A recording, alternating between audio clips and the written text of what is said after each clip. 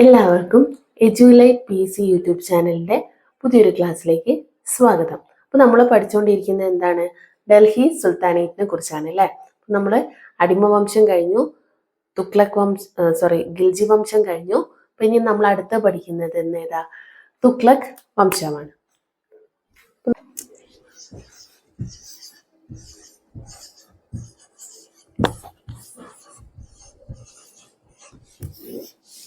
തുഗ്ലക് വംശം. അപ്പം അടുത്ത നമ്മൾ തുഗ്ലക് വംശത്തിനെ കുറിച്ചാണ് പറയുന്നത്. അപ്പം നമ്മൾ കഴിഞ്ഞ ക്ലാസ്സിൽ പറഞ്ഞു നിർത്തിയത് എവിടെയായിരുന്നു? ഗിൽജി വംശത്തിൽ ആയിരുന്നു അല്ലേ. അപ്പം ഗിൽജി വംശത്തിൽ അവസാനത്തെ ഭരണാധികാരി, അതായത് മുബാറക് ഷായെ പിന്നീട് അദ്ദേഹത്തിന്റെ വിശ്വസ്തൻ എന്ത് ചെയ്യുന്നു? ഖുസ്രു ഖാൻ കൊല്ലുന്നു, വധിക്കുന്നു. പിന്നീട് ഖുസ്രു ഖാൻ ഗിയാസുദ്ദീൻ തുഗ്ലക് വധിക്കുന്നതോടുകൂടി എന്ത് ചെയ്യുന്നത്? ഗിൽജി വംശം അവിടെ അങ്ങ് അവസാനിക്കുകയും പുതിയൊരു വംശം ഉദയം ചെയ്യുകയും ചെയ്യുന്നു. ആ ഒരു പുതിയ വംശമാണ് ഇത് തുഗ്ലക് വംശം. അപ്പൊ തുഗ്ലക് വംശം എന്ന് പറയുന്നത് ഡൽഹി സുൽത്താനേറ്റ് ഭരിക്കുന്നത് 1320 മുതൽ, ശ്രദ്ധിക്കുക, 1320 മുതൽ 1412 വരെയുള്ള കാലഘട്ടമാണ് തുഗ്ലക് രാജവംശത്തിന്റെ കാലഘട്ടം എന്ന് പറയുന്നത്. അപ്പം ഡൽഹി സുൽത്താനേറ്റ് ഭരിച്ച ഏറ്റവും കൂടുതൽ കാലം ഭരിച്ച വംശമാണ് ഇത് തുഗ്ലക് വംശം. അപ്പൊ സ്ഥാപകൻ ആരായിരിക്കും? ഗിയാസുദ്ദീൻ തുഗ്ലക് ആയിരിക്കും. ഗിയാസുദ്ദീൻ തുഗ്ലക്കിനെ കുറിച്ച് ഈ ഒരു പോയിന്റ് ഇവിടെ പഠിക്കാനുള്ളൂ കേട്ടോ. ഗിയാസുദ്ദീൻ തുഗ്ലക്കാണ് തുഗ്ലക് വംശ സ്ഥാപകൻ. അങ്ങനെ ഗിയാസുദ്ദീൻ തുഗ്ലക്കിനെ സ്ഥാനഭ്രഷ്ടനാക്കുന്നു, അല്ലെങ്കിൽ ഇവിടെ സ്ഥാനഭ്രഷ്ടനാക്കുന്നു എന്ന് പറയുമ്പോൾ എന്താ, അധികവും കൊല്ലുകയാണ് ചെയ്യുന്നത്. അപ്പം വധിച്ച് ആര് അധികാരത്തിൽ വരുന്നു? മുഹമ്മദ് ബിൻ തുഗ്ലക് വരുന്നു. ആരാണ്? മുഹമ്മദ് ബിൻ തുഗ്ലക് അധികാരത്തിൽ വരുന്നു. അപ്പം ഈ മുഹമ്മദ് ബിൻ തുഗ്ലക്കിനെ കുറിച്ചാണ് നമുക്ക് തുഗ്ലക് വംശത്തിൽ കൂടുതലായിട്ട് പഠിക്കാനുള്ളത്. അപ്പം മുഹമ്മദ് ബിൻ തുഗ്ലക് എന്ന് പറയുന്നത് വളരെയധികം നീതിമാനും സത്യസന്ധനുമായ ഒരു ഭരണാധികാരിയായിരുന്നു. അതേപോലെ തന്നെ സാഹിത്യം, ജ്യോതിശാസ്ത്രം, അതേപോലെ വൈദ്യശാസ്ത്രം, പിന്നെ അങ്ങനത്തെ ഗണിതശാസ്ത്രം, അങ്ങനത്തെ പഠന മേഖല, അങ്ങനത്തെ മേഖലകളിലൊക്കെ എന്തായിരിക്കുന്നു? വളരെയധികം ജ്ഞാനമുള്ള ഒരു വ്യക്തിയായിരുന്നു ആര്? മുഹമ്മദ് ബിൻ തുഗ്ലക് എന്ന് പറയുന്നത്. അതുകൊണ്ട് തന്നെ അറിവിന്റെ കാര്യത്തിലെ വളരെ ജ്ഞാനം ഉണ്ടായിരുന്നുള്ളൂ. ഭരണകാര്യങ്ങളിൽ മുഹമ്മദ് ബിൻ തുഗ്ലക് അത്ര വലിയ നല്ല വ്യക്തിയായിരുന്നില്ല. അദ്ദേഹത്തിന് ഭരണകാര്യങ്ങൾ നമുക്ക് വേണമെങ്കിൽ ഒരു ബിഗ് സീറോയിലേക്കൊക്കെ എത്തിക്കാൻ പറ്റുന്ന ഒരാളാണ് ആര്? മുഹമ്മദ് ബിൻ തുഗ്ലക്. അതായത് ഒരുപാട് വികസനത്തിന് വേണ്ടിയിട്ട് ഒരുപാട് പ്രവർത്തനങ്ങൾ കൊണ്ടുവരികയും അതൊക്കെ നേരെ വിപരീതമായി ഫലിക്കുകയൊക്കെ ചെയ്തത് ഈ മുഹമ്മദ് ബിൻ തുഗ്ലക്കിന്റെ കാലഘട്ടത്തിലാണ്. അതുകൊണ്ട് തന്നെ ചരിത്രങ്ങളിൽ മുഹമ്മദ് ബിൻ തുഗ്ലക്കിനെ കുറിച്ച് ഒരുപാട് വിശേഷണങ്ങളുണ്ട്. അതായത് ചെകുത്താന്റെ ഹൃദയമുള്ള മാലാഖ, മാലാഖയുടെ ഹൃദയമുള്ള ചെകുത്താൻ, വൈരുദ്ധ്യങ്ങളുടെ സമ്മിശ്രണം അല്ലെങ്കിൽ വൈരുദ്ധ്യങ്ങളുള്ള കൂടിച്ചേരൽ, ബുദ്ധിമാനായ വിഡ്ഢി, ഇങ്ങനെയൊക്കെ ഒരുപാട് വിശേഷണങ്ങൾക്ക് ഉടമയാണ് ആര്? മുഹമ്മദ് ബിൻ തുഗ്ലക്. അപ്പം ഏത് പ്രവർത്തനം ചെയ്താലും എല്ലാം എന്തായിരിക്കും? എന്താണോ ഉദ്ദേശിക്കുന്നത് അതിന്റെ നേരെ വിപരീതമാണ് മുഹമ്മദ് ബിൻ തുഗ്ലക്കിന്റെ ഇതില് നടന്നുകൊണ്ടിരുന്നത്. ഇനി മുഹമ്മദ് ബിൻ തുഗ്ലക്കിനെ കുറിച്ച് പറയുകയാണ്. മുഹമ്മദ് ബിൻ തുഗ്ലക്ക് എന്ത് ചെയ്യുന്നു? രാജ്യത്തിന്റെ വികസനത്തിന് വേണ്ടിയിട്ട് ഒരുപാട് പ്രവർത്തനങ്ങൾ ചെയ്യുന്നുണ്ട്. ഒക്കെ നേരെ ഓപ്പോസിറ്റ് ആണ് ഫലിക്കുന്നത്. അപ്പം അതിനുവേണ്ടി അദ്ദേഹം ആദ്യം എന്ത് ചെയ്ത് വെച്ചാല്, അത്രയും കാലം ഡൽഹി ആയിരുന്നു എന്ത്, അതായത് കുത്തുബ്ദീൻ ഐബക്കിന്റെ കാലഘട്ടത്തിൽ തലസ്ഥാനം ലാഹോർ ആയിരുന്നു. അവിടുന്ന് ഇൽത്തുമിഷ് എന്ത് ചെയ്യുന്നു? ഡൽഹി തലസ്ഥാനമാക്കി മാറ്റുന്നു അല്ലെ. പിന്നീട് അങ്ങോട്ട് എല്ലാവർക്കും തലസ്ഥാനം എന്തായിരുന്നു? ഡൽഹി തന്നെയായിരുന്നു. ഭരണസ്ഥിര കേന്ദ്രവും ഡൽഹി തന്നെ ആവുന്നതായിരുന്നു ആ ഒരു എല്ലാ വംശത്തിന്റെയും ഭരണം നടത്താനുള്ള ഒരു കൂടുതൽ നല്ലതും. പക്ഷേ മുഹമ്മദ് ബിൻ തുഗ്ലക് എന്ത് ചെയ്യുന്നു? ഈ ഡൽഹി എന്ന് പറയുന്ന തലസ്ഥാനം എങ്ങോട്ട് മാറ്റുന്നു? ദേവനാഗിരിയാക്കി മാറ്റുന്നു.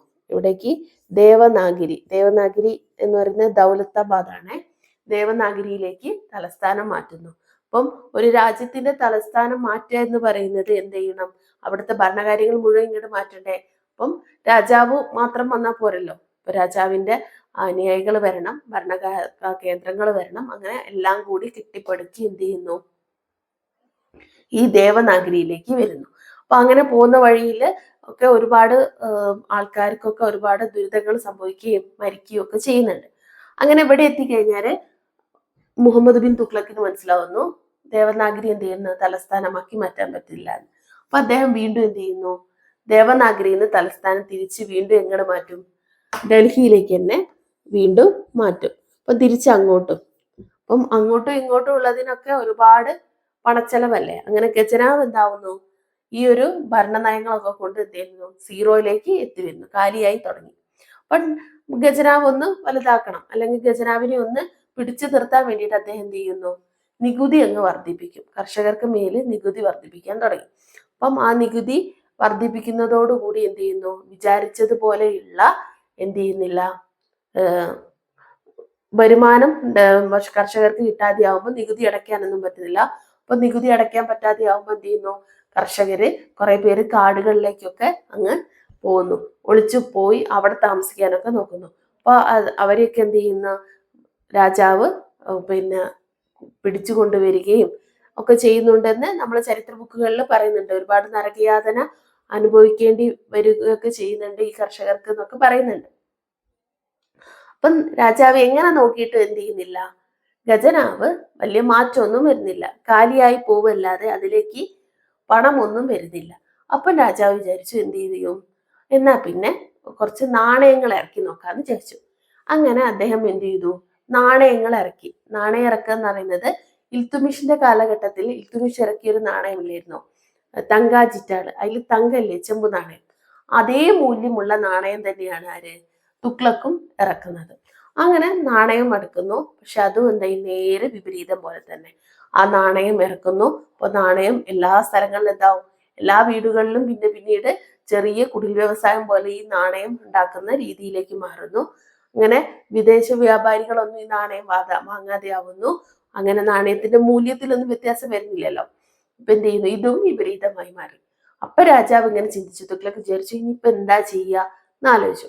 അപ്പൊ എന്ത് ചെയ്തു തുഗ്ലക്ക്, വീണ്ടും ഈ നാണയങ്ങളൊക്കെ തിരിച്ച് ഖജനാവിലേക്ക് തന്നെ വാങ്ങി.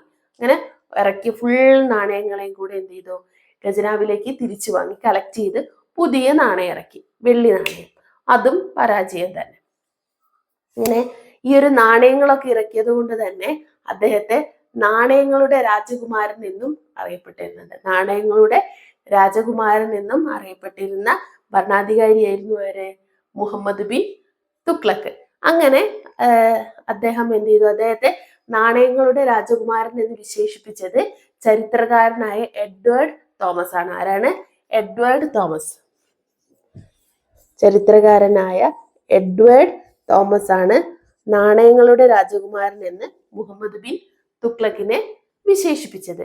അങ്ങനെ മുഹമ്മദ് ബിൻ തുഗ്ലക്ക് അതും എന്തായി, കാര്യമായിട്ടൊന്നും നടന്നില്ല. പിന്നെ അദ്ദേഹം അങ്ങനെ ആലോചിച്ചു ഇനിയിപ്പം എന്താ ചെയ്യുക, ഇങ്ങനെ നോക്കിയിട്ടൊന്ന് ഖജനാവ് ഒന്ന് നന്നായി വേണ്ടേ, കാരണം ഖജനാവിൽ ഒന്നും ഇല്ലാതെ ഒന്നും ജീവിക്കാനാവില്ലല്ലോ. അപ്പം പിന്നീട് അദ്ദേഹം എന്ത് ചെയ്തു, ഒന്ന് മാറ്റി ചിന്തിക്കാൻ തുടങ്ങി. അപ്പൊ അദ്ദേഹം എന്ത് ചെയ്തു, കുറച്ച് ജനക്ഷേമ പ്രവർത്തനങ്ങളൊക്കെ ചെയ്യാനായിട്ട് പിന്നീട് രാജാവ് മാറി ചിന്തിക്കാൻ തുടങ്ങി. അതൊക്കെ വൈകിയ വേളയിലാണ്. അപ്പോഴേക്ക് ഒരുപാട് മാറ്റങ്ങൾ, അതായത് ഒരുപാട് സാമ്പത്തികമായിട്ട് ഒരുപാട് പ്രതിസന്ധിയിലേക്ക് രാജ്യം എത്തിയിട്ടുണ്ട്. അങ്ങനെ അദ്ദേഹം അതിനുവേണ്ടി കൃഷിയുടെ വികസനവും അതിനൊക്കെ വേണ്ടിയിട്ട് ആദ്യമായിട്ട് ഒരു വകുപ്പ് ഉണ്ടാക്കി. നമ്മൾ പറഞ്ഞില്ലേ സൈനിക ആവശ്യങ്ങൾക്ക് വകുപ്പുകളൊക്കെ ഉണ്ടാക്കി, അതേപോലെ കൃഷിക്ക് മുൻതൂക്കം നൽകി അതിനുള്ള കാര്യങ്ങൾക്കൊക്കെ വേണ്ടിയിട്ട് ഒരു വകുപ്പ് നിർമ്മിച്ചു. ആ വകുപ്പിന്റെ പേരാണ് എന്ത്, കൃഷികളുടെ ആവശ്യത്തിന്, കൃഷിയുടെ ഇതാക്കാൻ വേണ്ടിയിട്ട് എന്ത് ചെയ്യുന്നു, ഒരു പുതിയ വകുപ്പ് ഉണ്ടാക്കുക. ആ വകുപ്പിന്റെ പേരാണ് എന്ത്, ദിവാൻ ഇ കോഹി.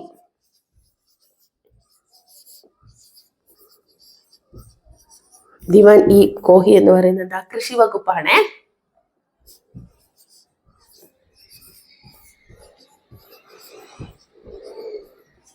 കൃഷി വകുപ്പ് രൂപീകരിച്ചു. അതേപോലെ തന്നെ ടോക്കൺ കറൻസി സമ്പ്രദായവും കൊണ്ടുവരുന്നത് ആരാണ്, ടോക്കൺ കറൻസി സമ്പ്രദായവും കൊണ്ടുവരുന്നത് ആരാണ്, മുഹമ്മദ് ബിൻ തുഗ്ലക്കാണ്. ടോക്കൺ കറൻസി സമ്പ്രദായം ആദ്യമായി വരുന്നത് ചൈനയിലാണ്. പിന്നെ ഈ ആ ഒരു ടോക്കൺ കറൻസി സമ്പ്രദായം കൊണ്ടുവരുന്ന ആരാണ്, മുഹമ്മദ് ബിൻ തുഗ്ലക് ആണ്. പിന്നീട് പക്ഷെ അതൊക്കെ ഇതാ വൈകിയ വേളയിലാണ് എത്തുന്നത്.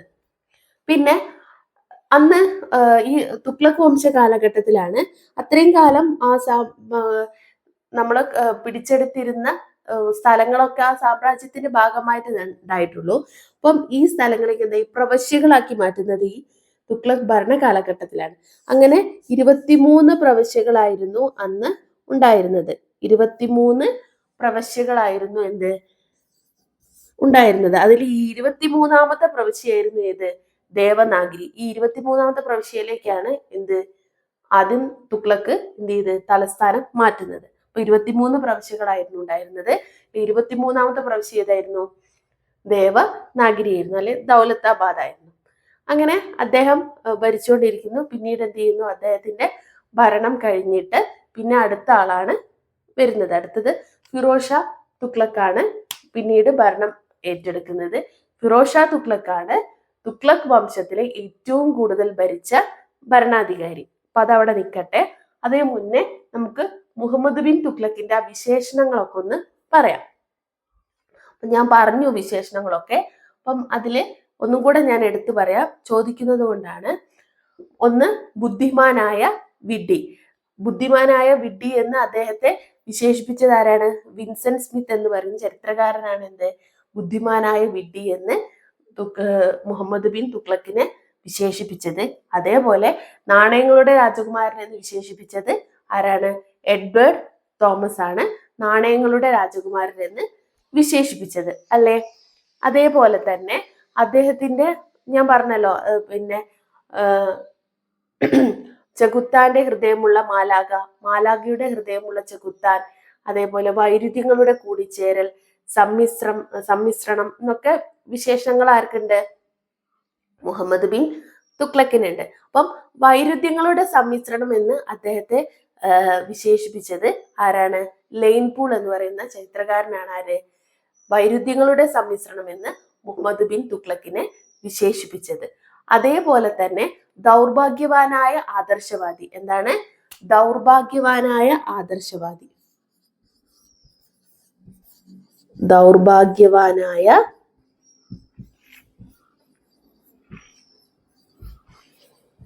ആദർശവാദി എന്ന് ആഫ്രിക്കൻ സഞ്ചാരിയായ ഇബൻ ബത്തൂത്ത വിശേഷിപ്പിച്ചു. ആരെ? മുഹമ്മദ് ബിൻ തുഗ്ലക്കിനെ. അപ്പം മുഹമ്മദ് ബിൻ തുഗ്ലക്കിനെ ആഫ്രിക്കൻ സഞ്ചാരിയായ ഇബൻ ബത്തൂത്ത എങ്ങനെ വിശേഷിപ്പിച്ചത്? ദൗർഭാഗ്യവാനായ ആദർശവാദി എന്നാണ്. ഇബൻ ബത്തൂത്തയെ അറിയാലോ, കേരളം ഏറ്റവും കൂടുതൽ സന്ദർശിച്ച ആഫ്രിക്കൻ സഞ്ചാരിയാണ് ആര്? ഇബൻ ബത്തൂത്ത. അപ്പൊ ഇബൻ ബത്തൂത്തയും എന്താണ് പറഞ്ഞത്? വിശേഷിപ്പിച്ചത് മുഹമ്മദ് ബിൻ തുഗ്ലക്കിനെ ദൗർഭാഗ്യവാനായ ആദർശവാദി എന്ന് പറഞ്ഞത്, അല്ലെ? ഇനി ഈ മുഹമ്മദ് ബിൻ തുഗ്ലക്കിന്റെയും രാജസദസ്സിലെ പിന്നെ കവി ആയിരുന്നു അമീർ ഖുസ്രു ആയിരുന്നേ. അപ്പം നേരത്തെ അലാവുദ്ദീൻ ഖിൽജിയുടെ ഒക്കെ കാലഘട്ടത്തിലും എന്താണ് സദസ്സിനായിരുന്നു ആര്? അമീർ ഖുസ്രു ട്ടോ. ബാൽബൻ തൊട്ട് അങ്ങോട്ട് തുടങ്ങുന്നതാണ്. അത് ആണ് ഞാൻ കഴിഞ്ഞ ക്ലാസ്സിൽ അലാവുദ്ദീൻ ഖിൽജിയുടെ ക്ലാസ്സിൽ പറഞ്ഞിട്ടുണ്ട് എന്നാ തോന്നുന്നത്. അപ്പം ഈ മുഹമ്മദ് ബിൻ തുഗ്ലക്കിന്റെയും കൊട്ടാരത്തിലെ സദസ്സിനായിരുന്നു ആര്? അമീർ ഖുസ്രു. അപ്പൊ അറിയാലോ. ഇനി മുഹമ്മദ് ബിൻ തുഗ്ലക്കിന്റെ വിശേഷണങ്ങൾ ഒക്കെയാണ് പ്രാധാന്യം. അതാണ് ഞാൻ ഒന്നും കൂടി എടുത്ത് പറഞ്ഞത്. ഇനി നമുക്ക് പറയാനുള്ളത് ഈ മുഹമ്മദ് ബിൻ തുഗ്ലക്കിന് ശേഷം തുഗ്ലക് വംശം ഭരിച്ച അടുത്ത ഭരണാധികാരിയായ ഫിറോസ് ഷാ തുഗ്ലക്കിനെ കുറിച്ചാണ്. ആരാണ്? ഫിറോസ് ഷാ തുഗ്ലക്. ഫിറോസ് ഷാ തുഗ്ലക് ആണ് തുഗ്ലക് വംശം ഭരിച്ച ഏറ്റവും കൂടുതൽ കാലം ഭരിച്ച സുൽത്താൻ എന്ന് പറയുന്നത് ഫിറോസ് ഷാ തുഗ്ലക് ആണ്. ഫിറോസ് ഷാ തുഗ്ലക് മുഹമ്മദ് ബിൻ തുഗ്ലക്കിനെ പോലെ അത്ര നീതിമാനായ അല്ലെങ്കിൽ വിശാല മനസ്സിന് ഉടമയൊന്നും അല്ലായിരുന്നു. അദ്ദേഹം കുറച്ചും കൂടി മതത്തിൽ ഒതുങ്ങി നിൽക്കുന്ന ഒരു മനുഷ്യനായിരുന്നു. അദ്ദേഹം ജസിയ എന്ന് പറയുന്ന ഒരു നികുതി സമ്പ്രദായം കൊണ്ടുവന്നു. എന്താണ് ജസിയ? ജസിയ എന്ന് പറഞ്ഞാൽ ഹിന്ദുക്കൾക്ക് മേലുള്ള ഒരു നികുതി സമ്പ്രദായമാണ് ഇത് ജസിയ. ഇങ്ങനെ ഒരു നികുതി സമ്പ്രദായം കൊണ്ടുവരുന്ന ആരാണ്? ഫിറോസ് ഷാ തുഗ്ലക് ആയിരുന്നു. അതേപോലെ തന്നെ രാജ്യവികസനത്തിന് വേണ്ടി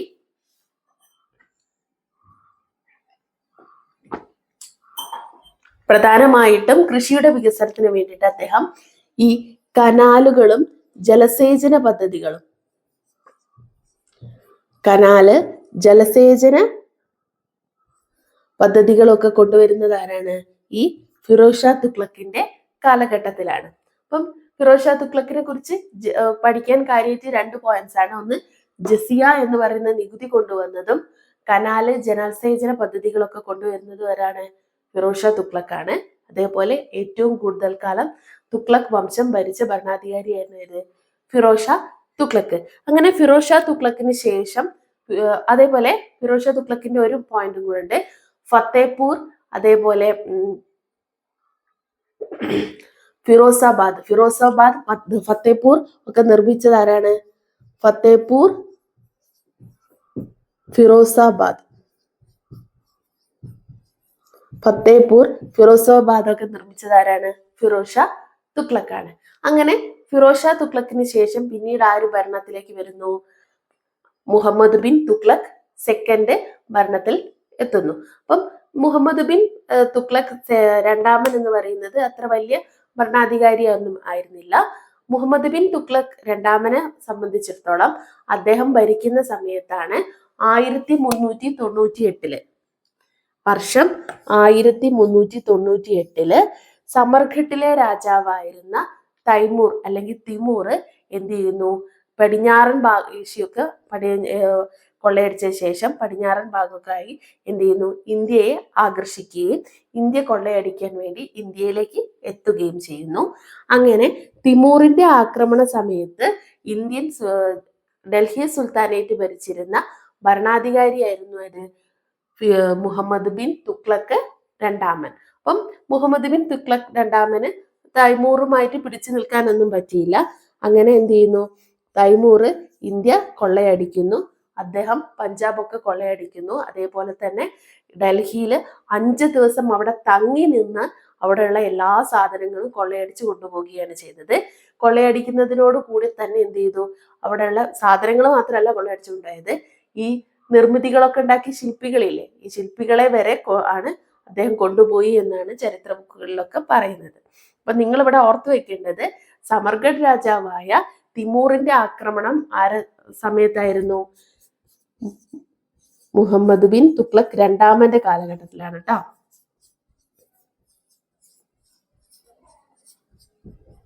രണ്ടാമന്റെ കാലഘട്ടത്തിലായിരുന്നു എന്ത്? തിമൂറിന്റെ ഇന്ത്യ ആക്രമണം നടന്നിരുന്നത്. അപ്പൊ തിമൂർ ഒരുപാട് ഭാഗങ്ങൾ പിടിച്ചെടുക്കുന്നു.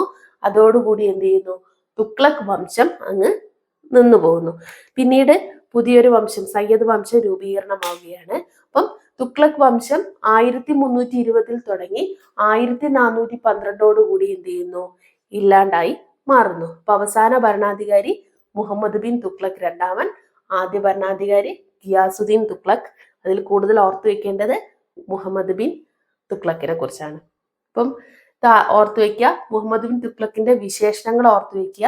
അതേപോലെ അദ്ദേഹം കൊണ്ടുവന്ന കൃഷി വകുപ്പ്, ടോക്കൺ കറൻസി, പിന്നെ അടുത്ത ഭരണാധികാരിയായ ഫിറോസ് ഷാ തുഗ്ലക്ക്, ജസിയ നികുതി, ജലസേചന കനാൽ പദ്ധതികള്, അതൊക്കെ ഒന്ന് ഓർത്തു വെക്കുക. ഇത്രയും കാര്യങ്ങളാണ് ഡൽഹി സുൽത്താനേറ്റ് ഏറ്റവും കൂടുതൽ കാലം ഭരിച്ച തുഗ്ലക് വംശത്തിനെ കുറിച്ച് നമുക്ക് പഠിക്കാനുള്ളത്. ഓക്കെ, അപ്പൊ അതൊക്കെ ഒന്ന് കൃത്യമായി പഠിക്കുക. അപ്പൊ നമ്മൾ ഓൾറെഡി 3 വംശങ്ങളെ കുറിച്ച് പറഞ്ഞു. അടിമ വംശം, അതേപോലെ തന്നെ ഗിൽജി വംശം, അതേപോലെ ഇപ്പൊ തുഗ്ലക് വംശം. ഈ 3 വംശമാണ് നമ്മൾ പഠിച്ചത്. ഇനി നമുക്ക് പഠിക്കാനുള്ളത് ഡൽഹി സുൽത്താനേറ്റ് ഭരിച്ച 2 വംശങ്ങളെ കുറിച്ച് കൂടിയാണ്. ഏതൊക്കെയാണ്? സയ്യദ് വംശവും ലോധി വംശവും. അതോടുകൂടി എന്ത് ചെയ്യും? ഡൽഹി സുൽത്താനേറ്റ് കഴിയും. പിന്നീട് അങ്ങോട്ട് മുഗൾ ഭരണമാണ് പഠിക്കാനുള്ളത്. അപ്പൊ നിങ്ങൾ ഓരോ വംശങ്ങളെ കുറിച്ചും പഠിക്കുമ്പോൾ ആ ഒരു ഓർഡറിൽ തന്നെ പഠിച്ചു പോവുക. കാരണം എക്സാമിന് സ്റ്റേറ്റ്മെന്റ് വൈസ് ക്വസ്റ്റ്യൻ ഉണ്ടാവുന്നതുകൊണ്ട് നമ്മൾ ആ ഓർഡറിൽ തന്നെ പഠിച്ചു പോകുന്നതായിരിക്കും നന്നാവുക. പിന്നെ ഓരോ വംശത്തിലും നമ്മൾ പറയുമ്പം എടുത്തു പറഞ്ഞിട്ടുണ്ട് പ്രധാനപ്പെട്ട ഭരണാധികാരികളും അവരുടെ കോൺട്രിബ്യൂഷൻസും അവരെ ഭരണരീതികളും ഒക്കെ. അതൊക്കെ ഒന്ന് കൂടുതൽ സ്ട്രെസ് ചെയ്ത് പഠിക്കുക. Okay, thank you. അപ്പം ബാക്കിയുള്ള 2 ക്ലാസ്സുകളെ കുറിച്ച് നമുക്ക് അടുത്ത 2 വംശങ്ങളെ കുറിച്ച് അടുത്ത ക്ലാസ്സിൽ ഡിസ്കസ് ചെയ്യാം. Okay, thank you.